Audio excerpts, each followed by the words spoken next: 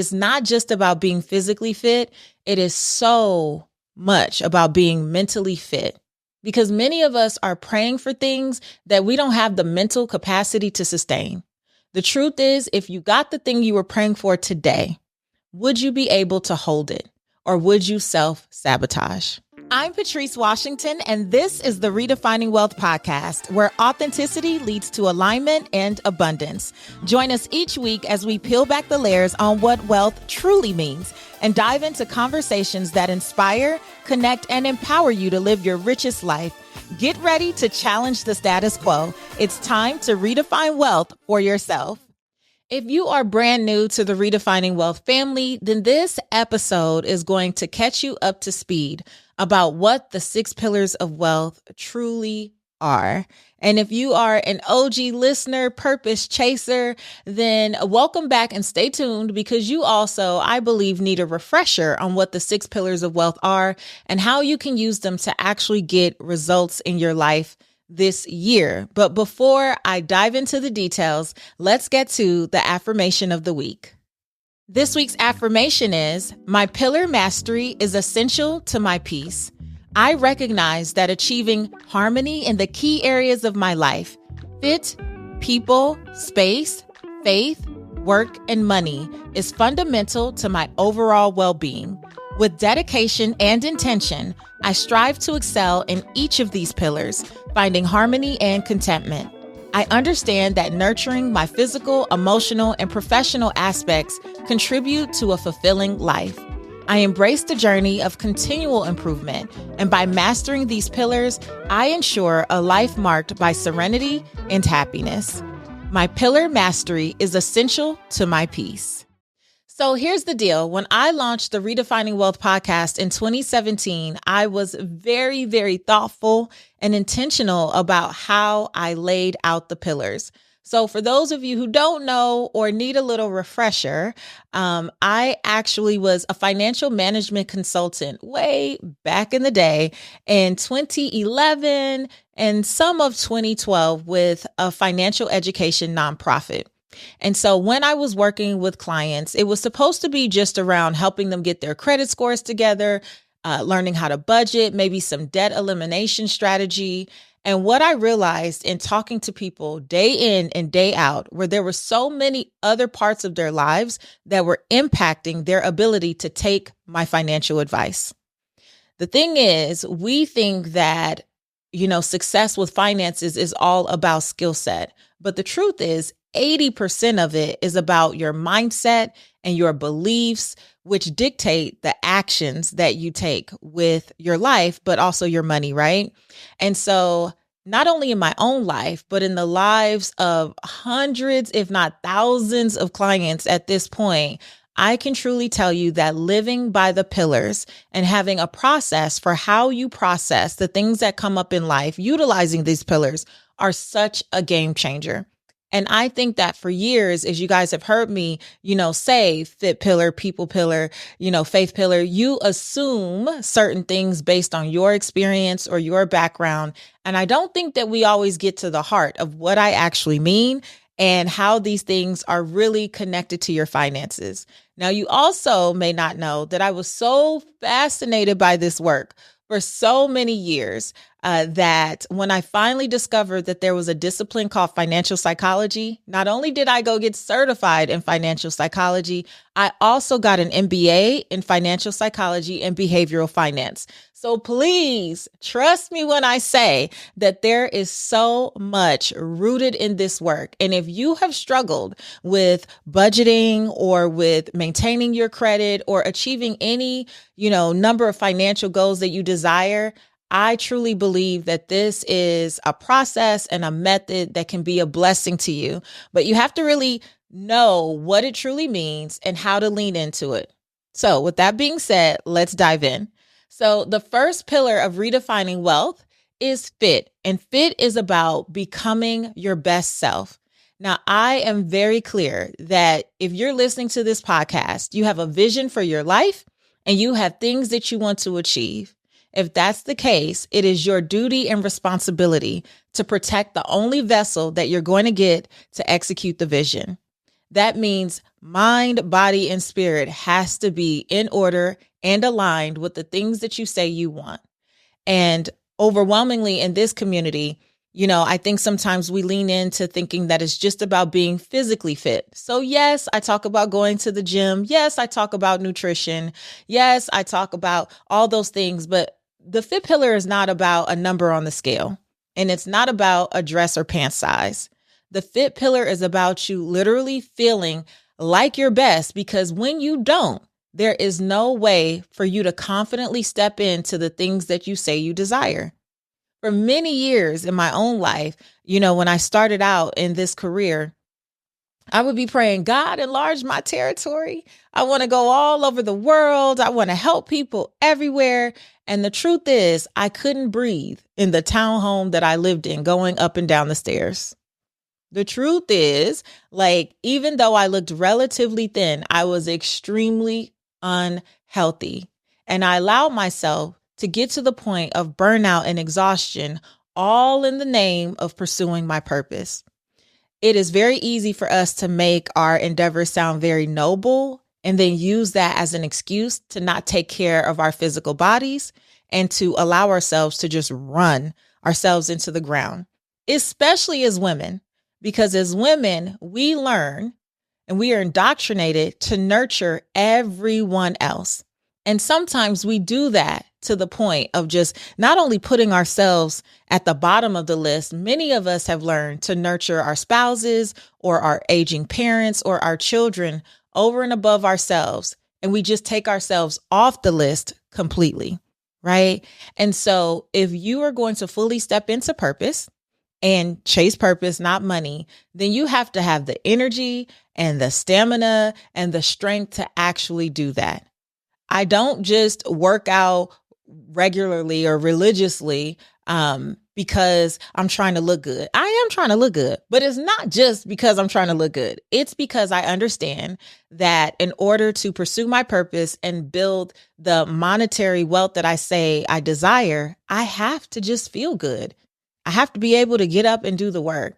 And I have to be confident enough to get on the stage, to get on the camera, to get on the mic and do the thing I'm called to do. Now, I don't know what that looks like for you, but whatever you are called to do, it's going to require you to show up as your best possible self. And I'm sorry, if that means eating less fast food and eating more produce, so be it. If it means not binging on caffeine and soda pop all day and actually drinking water, then so be it. Sometimes we think that these decisions are just for surface level reasons, but it's so much deeper than that. And when you connect how you treat your physical body to what you feel purpose to do and really connect to the bigger why, it will truly help you sustain the habit and the routine and the rituals you're trying to build in that area. The other thing about the fit pillar you need to understand is it's not just about being physically fit. It is so much about being mentally fit, because many of us are praying for things that we don't have the mental capacity to sustain. The truth is, if you got the thing you were praying for today, would you be able to hold it, or would you self-sabotage? And that's a really hard question for many of us to sit with, but it's an important question to answer for yourself. Because I know that, I feel so blessed that I started therapy at 22 years old. I can tell you wholeheartedly that just because of the way I grew up, feeling like the ugly duckling, being told I was the one who was too dark, I was too skinny, my lips were too big, my eyes were too weird, I did not like to be on camera. I didn't like to smile. I didn't like to really be in front of people. But I was being called in so many different points in my life to take the stage. When I was a little kid, I was being called to take the stage. And for so many years, I remember being so shy and shying away from those things because I didn't like people looking at me. And it wasn't until starting therapy at 22 years old where I learned that the people in my family who told me that I was the ugly one, those people were hurt. And so hurt people hurt people. This is where I learned to forgive. And I understood that forgiveness was giving up the possibility of a better past. This is where I learned that God made no mistakes on me. And exactly what you see here on this face is what will be used to do the thing I was being called to do. The truth is that many of us think that we need to go get more certifications and more degrees and all the things. But what we may really need to do is go sit on somebody's couch or get on somebody's Zoom and really start to heal that childhood trauma. Because I don't care if you're 25, 35, 45, 55, or above, there is likely something that you experienced in childhood that is still running the show today. And for all the things that you say you desire and you say you want, that are the things that are the key to unlocking more financial wealth in your life. If you don't get this fit pillar straight, you're going to continue to go in circles, because your business, your finances, and your purpose will only grow to the extent you are willing to heal. So if you need to do some work in this area, which none of us are above it, I don't care how amazing you think your childhood was, there could have been one thing that somebody said that is still playing in the background and preventing you from taking your rightful place on stage. Even though you can see it in your mind, you're too afraid to step forward and do it because of something that hasn't healed yet. And so if you really want to get to the wealth that you say you desire, then you're going to have to take care of the fit pillar and become your best self, both mentally and physically. The Institute for Redefining Wealth offers a 12-month journey to help you redefine wealth using our unique yet proven framework for financial wellness. We'll be your accountability partner, providing clear success paths, resources, and motivation to keep you on track as you work toward your professional and financial goals. Join me along with purpose chasers from all around the world as we level up pillar by pillar to achieve the lives we say we desire. It all begins with a 30-day authentic alignment audit to identify areas of your life that just may be out of sync with your goals. You'll gain access to in-depth training modules, categorized podcast selections, monthly pillar themes, and challenges with cash and prize giveaways, as well as a resource library tailored to your chosen membership level. For more details, visit redefiningwealth.institute. That's redefiningwealth.institute. I can't wait to see you there. Now, the second pillar is people. And people is about creating relationships that matter. And this is personally and professionally. Again, many of us are praying for certain levels of success and opportunity, and we don't realize that it's the relationships that are all around us that will get us there. But relationships are often, next to health, the first thing that we abandon in our pursuit for success. So we start to believe that if I want to get to a certain level, then it's okay to miss my children's sport events. It's okay to not sit down and have dinner with my loved ones. It's okay to not call. It's okay to not visit. How can it become more important for you to be out in the world serving other people, but the people who you say you love don't feel served at all by you? Like, make it make sense, right? We tend to perform better out in the world and in the workplace when our personal relationships are intact. I know for myself, I was on a book tour in 2014, and I remember I was just going from city to city, and I was speaking at all these colleges, and I had all of these young girls coming up to me, Miss Washington, I just love you. I'm inspired by you, all the things.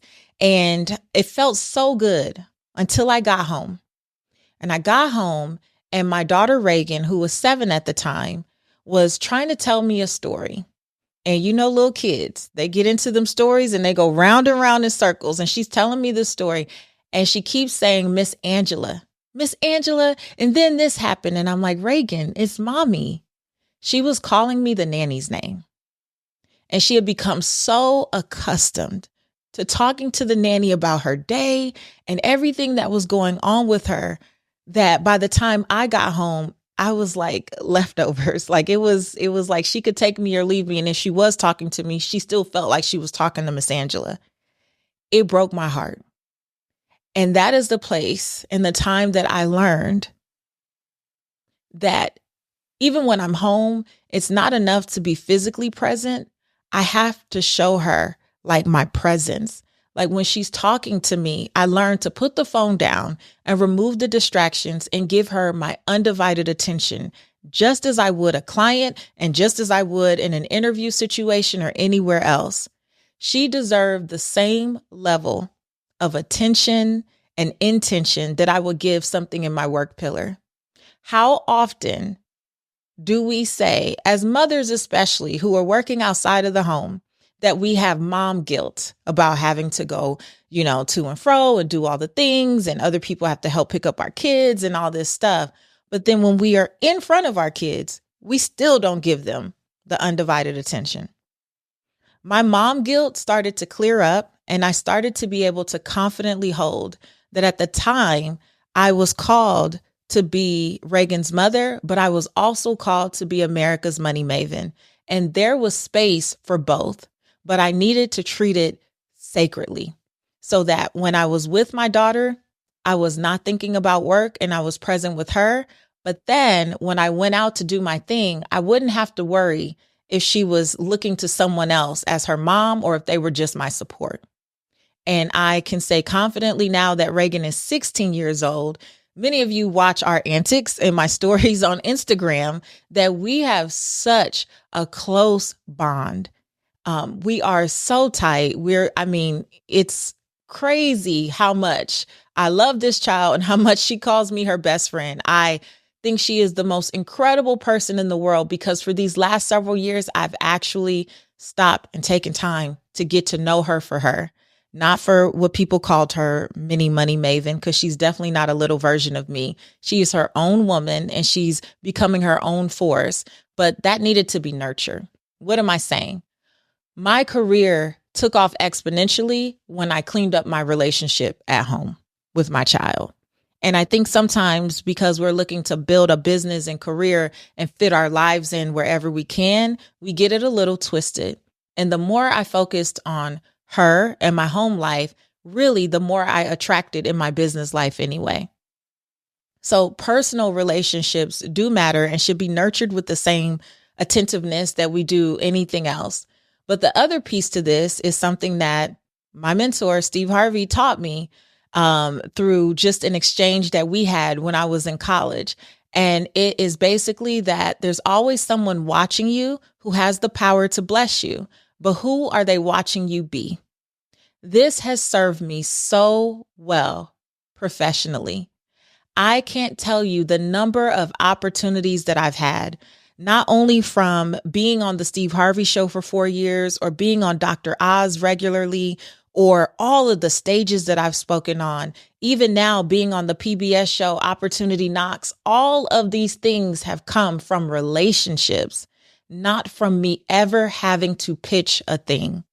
And I'm not saying that there's something wrong with pitching, but I am saying that when we live our lives professionally, as if it's all about getting to, the person at the top or the person we think who can make a decision, and we neglect all of the other people. Some of you walk in spaces, I've seen it, I've experienced it, and you have no regard for whoever's answering the door, the janitor, the assistant, anybody else. You don't know how much those people have the ear of the person you're trying to impress. And you think it happens to us all the time. And in my own company, when I run programs, I tell people straight up, my clients all know, treat my team as you would treat me. It does not matter to me if you are kind to me and then talking crazy to one of my team members. It is unacceptable. And then those are usually the people, the ones who talk crazy, who want to circle back and ask me to do a favor. I would never. I don't care if you're a client. I don't care what it is. I would never. If you don't honor and respect all the people that are around me, I ain't got it. I just don't have it. I've seen it happen over and over and over again. And I don't think that you should be kind in order to get something in return. But man, does kindness go a long way. There's always someone watching you who has the power to bless you. You never know how someone can directly or indirectly put you in position to experience your next level of purpose and your next level of wealth opportunity. You just don't know. So do the right thing. Now, the next pillar is the space pillar. And it's about setting up your life to support you. And then the space pillar, the thing that I want you to remember more than anything else is that we believe here at Redefining Wealth that clutter is the physical manifestation of chaos in your mind. So if you are dealing with a lot of challenge and struggle in some area of your life, maybe it's in one of the pillars, I guarantee you that there is a physical representation of that struggle. For me, I remember years ago being in the extra room that we used as the office, but we also used it as like the storage space where everything that came in went to die. You know what I'm saying? Like the Amazon packages you haven't opened, any boxes where you don't quite know what to do with the stuff, everything just goes in there. But it was also my office. The problem is I was working on my book at the time, one of my first books, and I kept finding myself getting stuck in the writing process. I'm sure you've heard of writer's block. And so I had writer's block. I would sit down to write and I couldn't quite, come up with all the words, even though I had an outline and the ideas in my head, and I was just getting frustrated. And then one day I took a look around the room that I was sitting in and I thought to myself, is this the space of a best-selling author?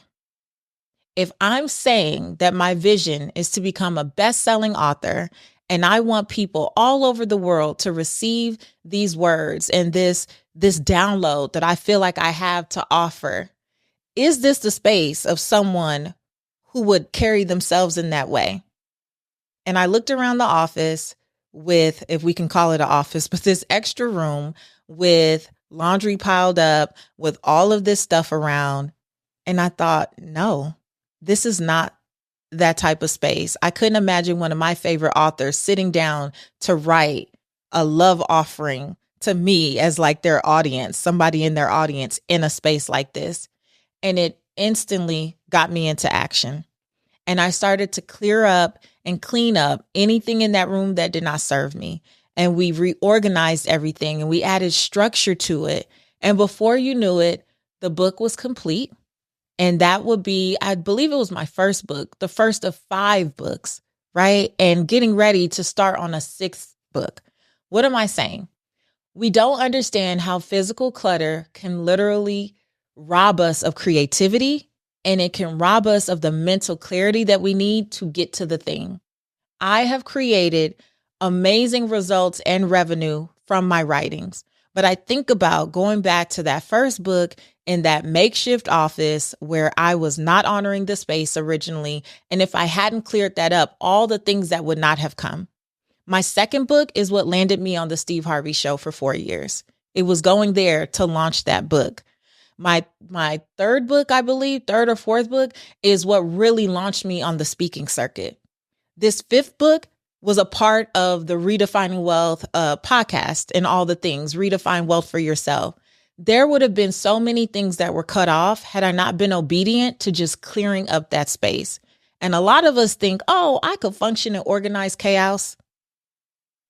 You think you can, but imagine what you would be able to do if you just tidied up a little and just gave things a place and just started to declutter. Because I guarantee you, when you do that, you'll recognize that you have been carrying things from one place to the next, from one season to the next that no longer serve you. And those things are energetically blocking the money that you say you want. Money is energy and it's currency. It has to flow. And when you continue to keep all of this other clutter around you, you are the one preventing it from flowing. So that is the root of the space pillar. And it's one of those areas that I really, really suggest you look at because it'll give you a quick win. So if you need to find that little drawer in the kitchen that you call a junk drawer, but it's really supposed to be a utility drawer, if you got to clean out those soy sauce packets from the pandemic and you got to get all of them old straws out of there that you know you're not about to use, like clean it out and watch your fit pillar soar. Clean out all the stuff in your kitchen and just watch how you start to get in the flow. I hear from clients every day and from people who listen to this podcast that when they start taking the space pillar seriously, they feel lighter. The weight of all the things around just doesn't seem to be as heavy, but you get to start the process, even if it's one drawer or under your bed or a closet. Just start somewhere, and I guarantee you'll start to feel some relief. Are you ready for Redefining Wealth Live 2024? I hope so, because we already have everything locked in, and all we need is you. October 11th through 13th. In Atlanta, Georgia. Do not miss this. Right now, we have early bird tickets on sale. You know you want to come, so you might as well lock in that ticket right now. Click the link below or go to redefiningwealthlive.com to secure your seat today. Now, the fourth pillar is faith. Faith is about believing in something greater, and do not challenge me about why faith is fourth. Because I know some of y'all who grew up like me, going to church 25 hours a day, 8 days a week, want to say that faith should be first. But here's what I know to be true. We tend to use faith as a financial crutch and not do our work. The reason that fit and people and space comes first is because it requires you to give God something to bless. We don't like to do our work, and then we want to sit up here and pray for financial blessings. Why? So you can continue to not be a good steward? That doesn't make sense, right? The faith pillar is a touchy one because y'all be real churchy. I know you do. I talk to you every day. Y'all be so churchy. But how about we exchange all the churchiness for actually leaning into all this stuff that we say we're reading in our sacred text? Now, I know that everyone who is in this community does not identify as Christian, and I love that, and you are so welcome. I honestly don't care what you say you believe in, but I do believe that the journey to creating the type of financial abundance you desire will require resilience. And whatever you say you believe in, you need to be rooted in how to weather the storms and have hope when all hell feels like it's breaking loose. So the only way that we do that is to actually practice the things that we say we believe. The only way we do that is to practice what we say we believe. The only way that we do that is to make time for what we say we believe. If you are not putting anything related to your faith on the calendar outside of Sunday morning, and there's 6 other whole days a week, then can you really say that that's what you believe? Can it even have a chance to really take root? Can you even start to really practice it? This is why whenever we come up against financial struggles or any type of struggle, most of us fall apart very quickly. We have nothing to lean into. We have nothing to stay grounded in. And the faith pillar is just a reminder that nothing in life is happening to you, it's happening for you. But it is a mindset that has to be built. Like there is a intestinal fortitude that has to really be built. And it only comes through that faith muscle being built. Whatever you say you believe in, it only comes through the faith muscle being built. You can only build it doing the little things so that when the big things happen, right, you are prepared and you are grounded. I know that the only reason that I'm still here, still kicking, still doing this thing is not because I'm the most talented podcaster. It's not because I'm the best speaker out there. It's not for any of the things. Oh, my book sold the most. Absolutely not. It's because I know who I am and whose I am. And I recognize that everything that I have experienced is, I believe, working together for my good. I choose to believe that as a byproduct of my faith pillar.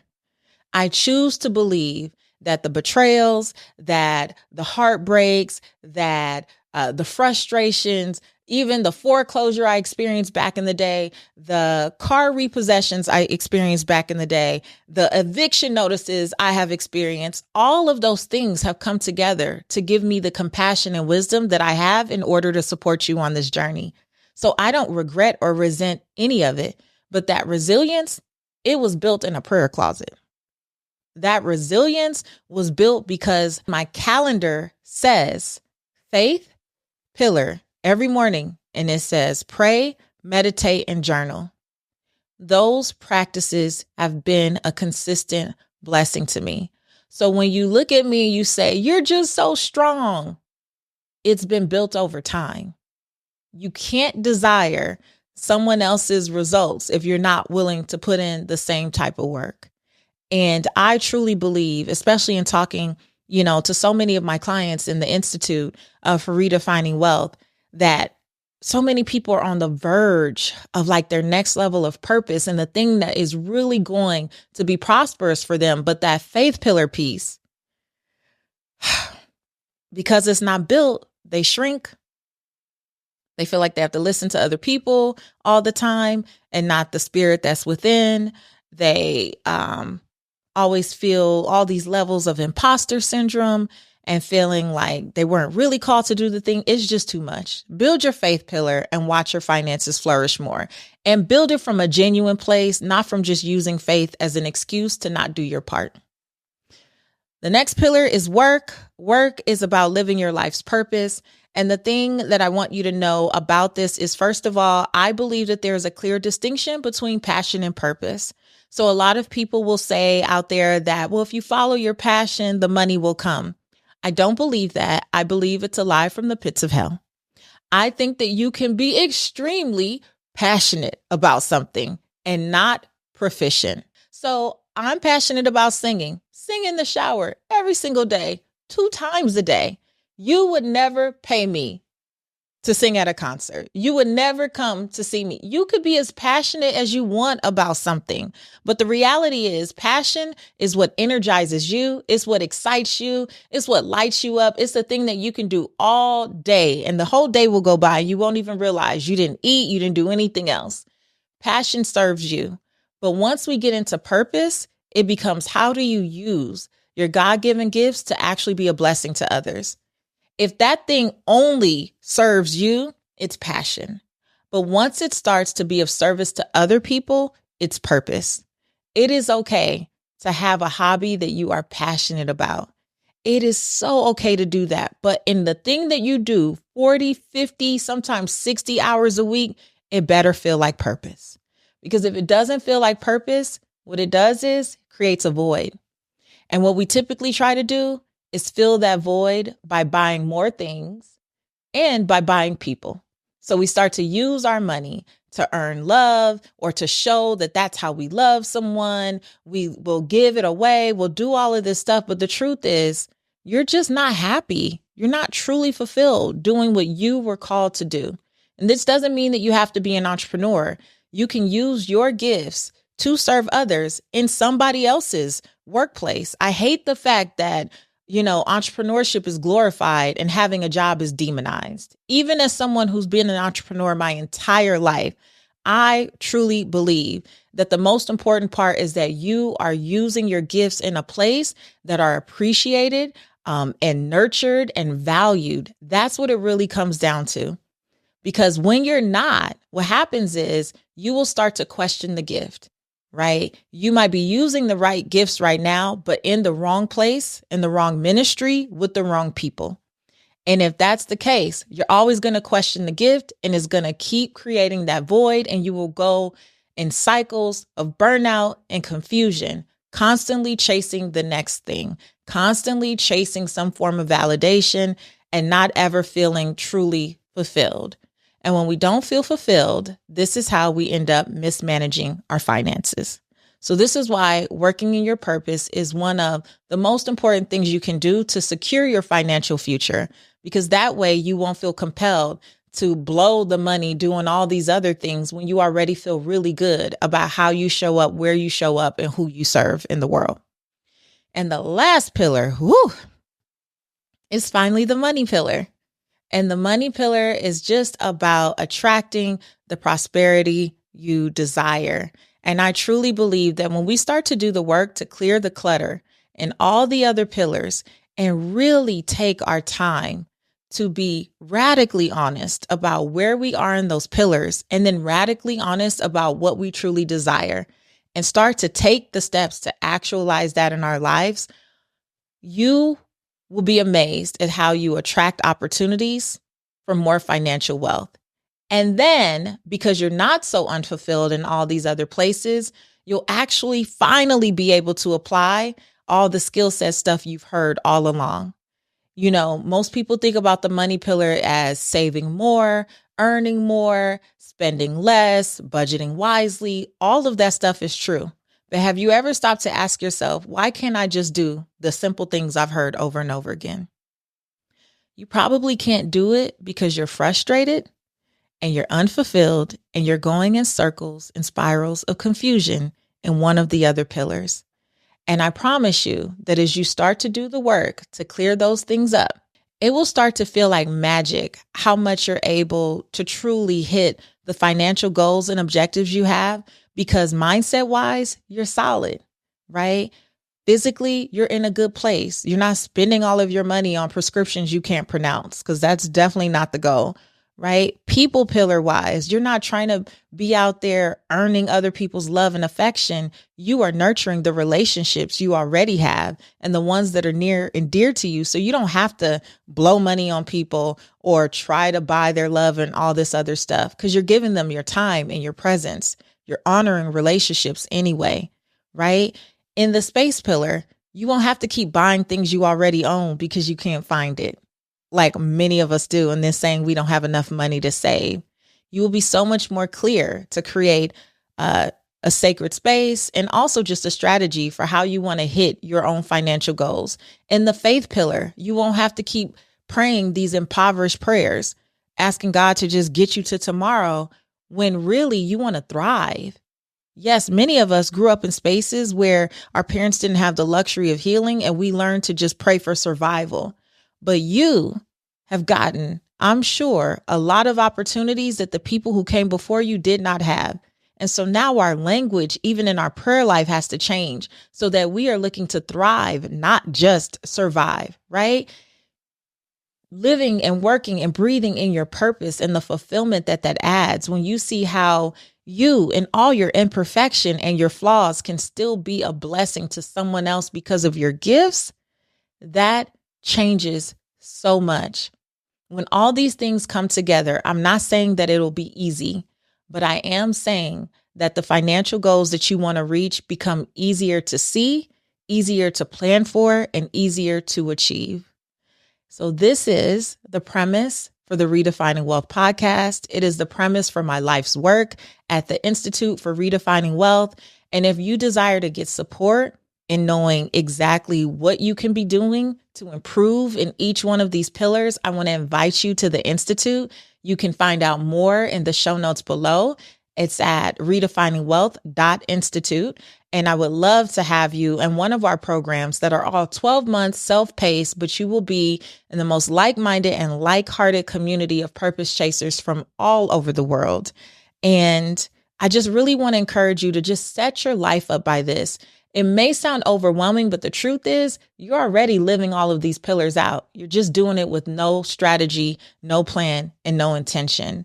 And having the pillars and using them as a framework allows you to keep an awareness and just check yourself on where you are at all times, so that when something feels off, you know which pillar you may need to tap into a little bit more in this season to get you to the results you desire.